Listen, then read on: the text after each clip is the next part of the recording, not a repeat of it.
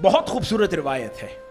آقا علیہ الصلوۃ والسلام کی تعلیمات کا مزاج سمجھیں. ام المؤمنین سیدہ عائشہ صدیقہ رضی اللہ تعالی عنہا بیان فرماتی ہیں, بڑی پیاری روایت ہے. فرماتی ہیں کہ آقا علیہ الصلوۃ والسلام سے ملاقات کے لیے یہودیوں کا وفد آیا, اور وہ شرارت بھی کرتے تھے کیونکہ دشمنی تھی اس وقت دل میں.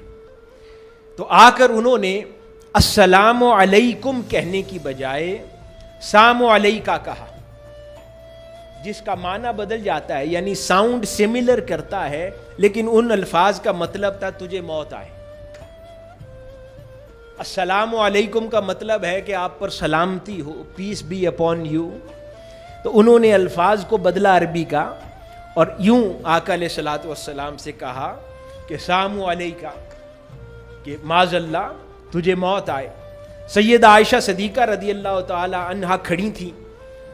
آقا علیہ الصلوۃ والسلام کے لیے ان کے یہ الفاظ سن کے آپ کو جلال آ گیا. تو فرماتی ہیں میں اپنے غصے پر قابو نہ رکھ سکی, اور میں نے غصے میں انسی وفد کو کہا کہ یہ جو الفاظ تم رسول اللہ صلی اللہ علیہ وآلہ وسلم کے لیے فرما رہے ہو, یہ موت تم پر آئے, رسول اللہ پر کیوں آئے؟ کہتی ہے میں نے غصے میں اس کو یہ وفد کو رسپونڈ کیا.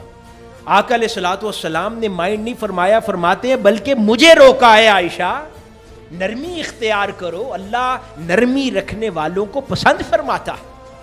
یعنی وہ الفاظ یہ کہہ رہے ہیں رسول اللہ صلی اللہ علیہ وآلہ وسلم, ام المؤمنین سیدہ عائشہ صدیقہ رضی اللہ تعالی عنہا کو یہ تعلیم دے رہے ہیں کہ عائشہ نرمی رکھو, کیونکہ اللہ نرمی رکھنے والوں کو پسند فرماتا ہے.